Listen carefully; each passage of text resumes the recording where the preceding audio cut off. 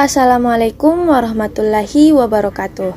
Perkenalkan, kami dari kelompok 4 kelas J yang beranggotakan 7 orang. Yang pertama, Nurul Suci Awalia Putri, kedua Putri Gevira Alifa Taswil, ketiga Putri Dewi Ananda Arifin, keempat Putri Amalia, kelima Nur Hidayah Wasilah, keenam Nur Awalia, dan Nurul Ramadania. Di video ini, kami akan membahas tentang norma tes kepribadian dan norma tes nilai. Norma tes psikologi secara umum. Penggunaan tes psikologi memiliki aspek penting yaitu standarisasi. Standarisasi dalam psikologi adalah ketika pembuatan tes dibuat seragam atau diatur untuk mematuhi standar tertentu. Ini melibatkan administrasi dan penilaian tes menggunakan cara yang sama untuk semua partisipan yang mengikuti tes tersebut. Adapun contoh lain seperti standarisasi digunakan juga dalam uji medis untuk menentukan apakah obat baru tersebut efektif atau tidak untuk digunakan. Standarisasi digunakan dengan memastikan semua partisipan dalam kelompok perlakuan suatu penelitian apakah memiliki pengalaman standar yang sama sehingga peneliti dapat mengesampingkan penjelasan yang alternatif untuk setiap efek obat yang dirasakan. Selanjutnya, tes psikologi standar. Tes psikologi standar sering digunakan untuk mengukur kecerdasan, kosakata anak, dan kecemasan. Berikut terdapat beberapa contoh tes standar yang digunakan oleh psikolog, yaitu Peabody Picture Vocabulary Test PPVT, Wikler Adult Intelligence Scale Wise, Scholastic Aptitude Test SAT, Graduate Record Examination GRE, Back Depression Inventory BDI, State Right Anxiety Inventory STAI. Norma tes. Norma tes adalah gambaran karakteristik atau perilaku yang khas pada seseorang ataupun umumnya dalam populasi tertentu. Dengan kata lain, norma tes digunakan untuk membandingkan jawaban seseorang dengan jawaban peserta lain dalam kelompok yang sama. Yang pertama, pentingnya norma pengujian, pentingnya objektivitas tes psikologi, standarisasi alat ukur psikologi, validitas dan reliabilitas. Baik, jadi selanjutnya itu ada norma tes kepribadian. Nah, menurut Mary, Agustina, Fatoni, Mutia, dan Mawadda, mereka mengemukakan kepribadian itu merupakan sifat individual manusia, artinya tidak ada seseorang pun yang memiliki kepribadian yang sama. Kepribadian bukanlah sesuatu yang salah atau benar, bukan pula sesuatu yang baik atau buruk. Tiap jenis kepribadian memiliki kelemahan dan kekuatannya masing-masing. Nah, kepribadian atau personality sendiri itu berasal dari kata persona yang berarti maskar atau topeng. Maksudnya, apa yang tampak secara lahir tidak selalu menggambarkan yang sesungguhnya. Kemudian, di dalam sebuah tes, norma didasarkan pada distribusi skor, di mana diperoleh beberapa sampel individu yang telah ditentukan sebelumnya. Kemudian itu dalam norma tes kepribadian sendiri terdapat 2 jenis norma. Ada norma perkembangan atau yang biasa disebut dengan norma berdasarkan umur, kemudian ada norma kelompok atau nama lainnya itu within group. Nah, di dalam norma kelompok ini terdapat lagi beberapa jenis kelompok yang sering digunakan. Di antaranya itu ada grade norm, age equivalent, ada persentil, ada standard score norm. Nah, di dalam tes kepribadian atau inventory kepribadian sendiri, kedua jenis norma tersebut berlaku. Misal saya ambil contoh pada tes non-proyektif, tepatnya pada tes 16 PF atau 16 Personality Factor Questionnaire, di mana pada tes ini hanya dapat digunakan pada usia 16 tahun ke atas, termasuk jenis norma perkembangan atau berdasarkan umur yang dirancang untuk mereka yang tingkat pendidikan atau kemampuan individu dalam membacanya kurang atau rendah. Norma tes nilai. Ada beberapa norma tes nilai. Yang pertama, instrumen penilaian harus mempertimbangkan pengaruh dan pengalaman orang dari berbagai latar belakang budaya dan etnis. Kedua, mementingkan asesmen yang reliabel dan valid. Ketiga, evaluasi tes, praktik tes, dan efek penggunaan tes yang mencakup standar untuk validitas, reliabilitas, dan kesalahan pengukuran, pengembangan dan revisi tes, skala, norma, dan perbandingan skor, administrasi tes, dan scoring. Keempat, yaitu penggunaan akurat, adil, dan bertanggung jawab. Dan terakhir, mengikuti secara tepat prosedur yang dikhususkan untuk men-scoring. Selanjutnya saya akan membahas mengenai validitas dan reliabilitas alat ukur. Validitas dan reliabilitas alat ukur merupakan karakteristik utama dari setiap alat ukur psikologi. Menurut beberapa penulis, validitas merujuk pada apakah alat ukur tersebut mampu mengukur sesuai dengan apa yang ingin diukur, atau seberapa jauh sih alat ukur telah mengukur hal yang ingin diukur.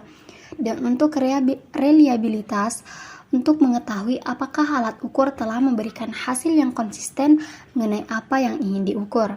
Validitas sendiri terbagi menjadi 4. Ada validitas muka atau face validity. Validitas muka merupakan kesesuaiannya dilihat antara penampakan luar dari alat ukur dengan hal-hal yang ingin diukur. Contohnya, tes aritmetika yang kurang memiliki validitas muka untuk tes kosakata, sementara tes kosakata kurang valid sebagai tes aritmetika. Tes aritmetika akan valid untuk tes aritmetika dan tes kosakata akan valid jika digunakan untuk mengukur kemampuan kosakata. Selanjutnya, validitas isi atau content validity. Alat ukur akan dikatakan valid jika alat tesnya berisi hal-hal yang bisa mewakili domain dari sesuatu yang diukur atau diteliti. Contohnya, tes kosakata berisi semua kosakata dalam bahasa yang ingin diteliti. Selanjutnya, yang ketiga adalah validitas empirik atau empirical validity. Terbagi dua, ada prediktif dan konkuren. Validitas prediktif digunakan untuk mengetahui seberapa jauh skor dalam alat ukur.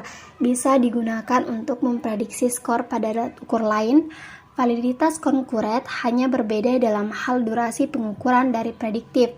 Alat ukur diberikan secara bersamaan dalam validitas konkuren, dan alat ukur prediktif diberikan setelah prediktor alat ukur tersebut. Yang terakhir ada validitas konstruk atau construct validity.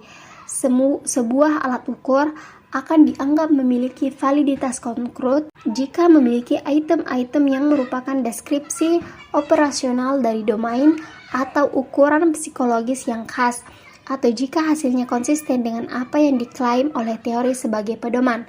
Jadi, validitas ini lebih berdasar kepada prediksi dalam suatu teori. Selanjutnya mengenai reliabilitas.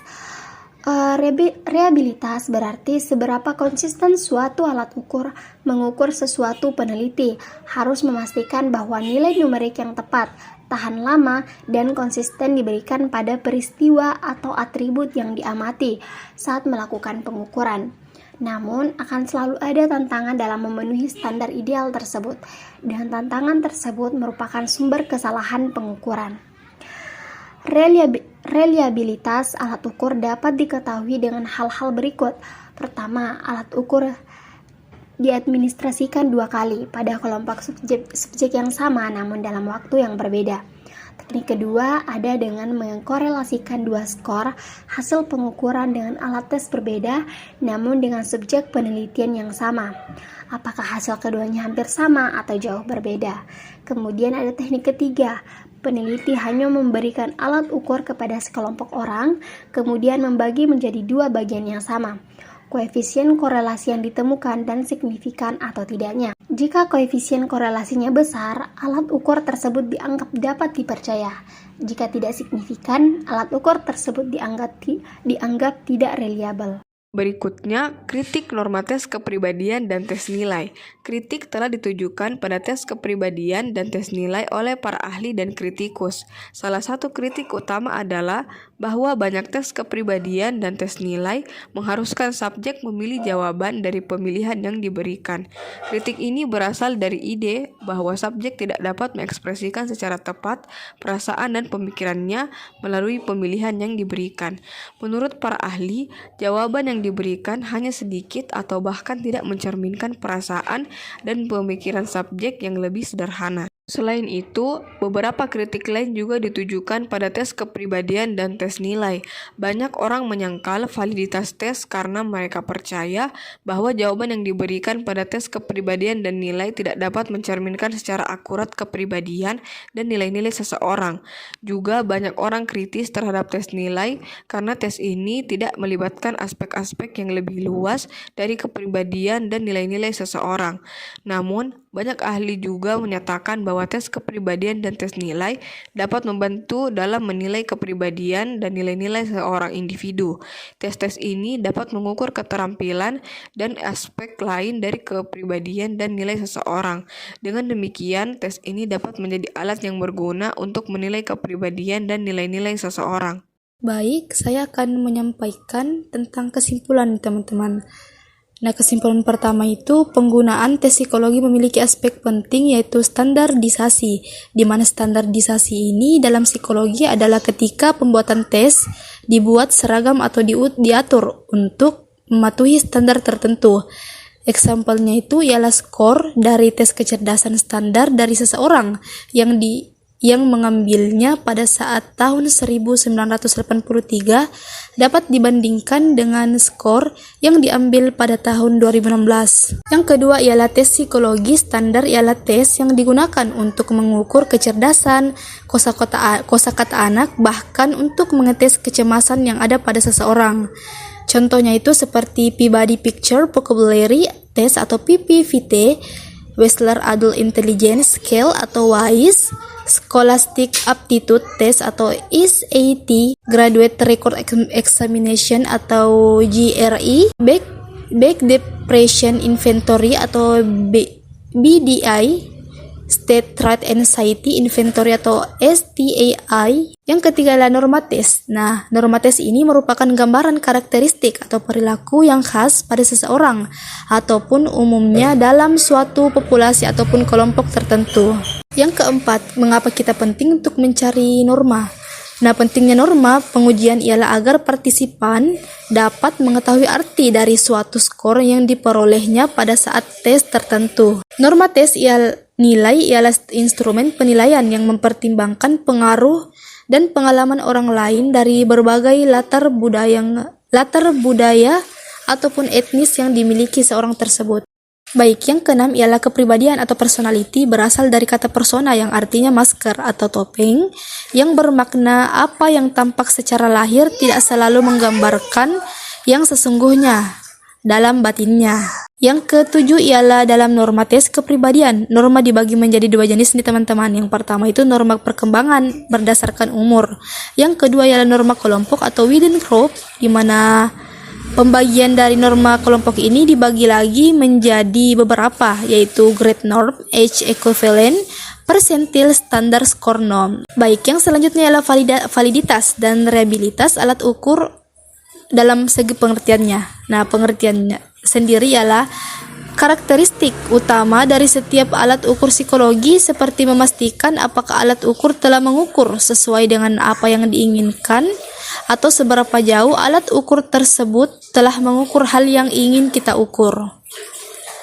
Dan kesimpulan yang terakhir, validitas. Alat ukur dapat diketahui melalui 4 jenis, yaitu validitas muka atau face validity, yang kedua ialah validitas isi atau content validity, yang ketiga adalah validitas empirik atau empirical validity, dan yang terakhir ialah validitas konstruk atau construct validity. Selain validitas, ada juga reliabilitas, yaitu alat ukur dapat diketahui dengan hal berikut. Dibagi menjadi 3 nih teman-teman. Yang pertama itu alat ukur diadministrasikan 2 kali pada kelompok subjek. Yang kedua ialah mengkorelasikan dua skor hasil pengukuran dengan alat tes berbeda namun dengan subjek penelitian yang sama. Dan yang terakhir ialah memberikan alat ukur kepada sekelompok orang, kemudian membaginya menjadi dua bagian yang sama. Itulah yang dapat kami sampaikan. Kurang dan lebihnya mohon dimaafkan. Sekian, terima kasih. Assalamualaikum warahmatullahi wabarakatuh.